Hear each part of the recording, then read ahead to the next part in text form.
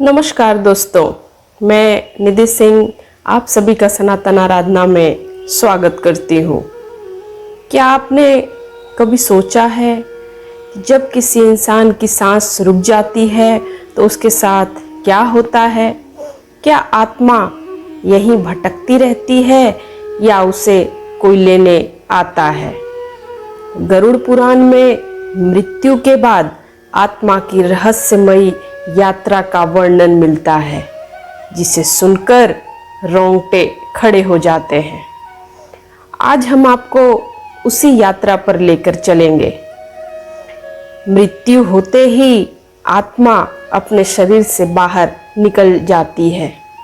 वह चौंक जाती है क्योंकि अचानक उसे सब कुछ दिख रहा होता है। उसका निर्जीव शरीर, रोते बिलखते परिजन, लेकिन कोई उसकी आवाज सुन नहीं पाता। गरुड़ पुराण कहता है, इस समय आत्मा असहाय और भ्रमित होती है। वह बार बार अपने घर वालों को छूने की कोशिश करती है, लेकिन सब व्यर्थ हो जाता है। मृत्यु के बाद पहले 11 दिनों तक आत्मा अपने घर के आसपास ही रहती है। वह देखती है कौन उसके लिए आंसू बहा रहा है और कौन उसकी उपेक्षा कर रहा है। इन दिनों आत्मा को असहनीय भूख और प्यास लगती है, लेकिन वह कुछ खा नहीं पाता, पी नहीं सकता। यही कारण है कि पिंडदान और तर्पण का विधान किया गया है, ताकि आत्मा को तृप्ति और ऊर्जा मिल सके। सोचिए, यदि यह कर्म न किए जाए तो आत्मा तड़पती हुई प्रेत रूप में भटक सकती है। 12वें दिन आत्मा की वास्तविक यात्रा शुरू हो जाती है। गरुड़ पुराण कहता है, इसी समय यमदूत उसके सामने प्रकट होते हैं। उनका स्वरूप अत्यंत भयावह बताया गया है। लाल नेत्र, विशाल शरीर, हाथों में गदा और फंदा। आत्मा डरी हुई यमदूतों के साथ चल पड़ती है।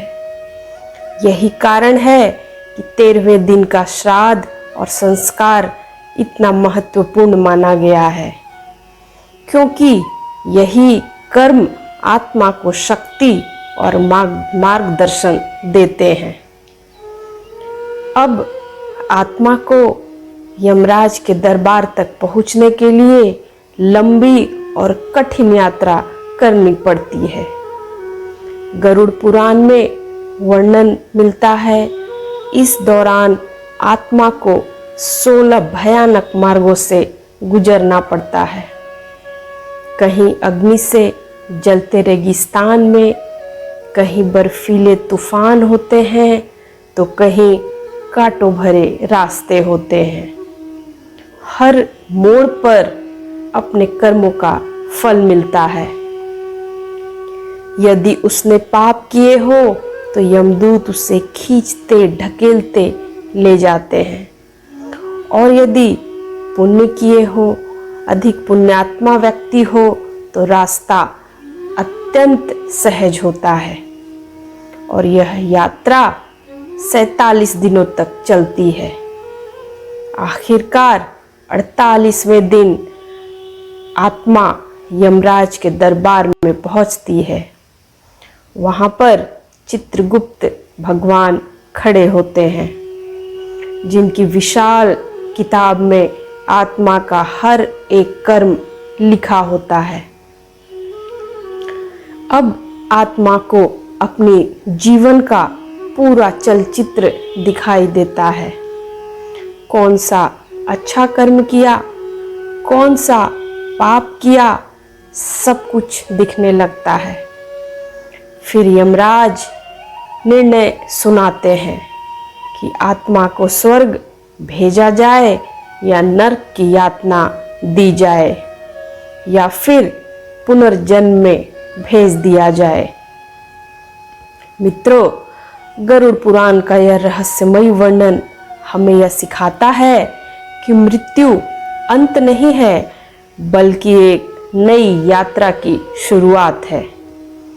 यही हिंदू धर्म में अंत्येष्टि, पिंडदान और श्राद्ध को अत्यंत आवश्यक माना गया है, क्योंकि यही संस्कार आत्मा को मार्ग, ऊर्जा और शांति प्रदान करते हैं।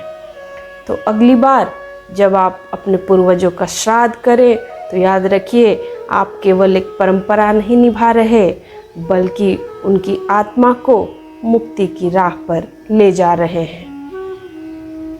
तो आपको ये वीडियो कैसा लगा ज़रूर बताइए, कमेंट ज़रूर कीजिए।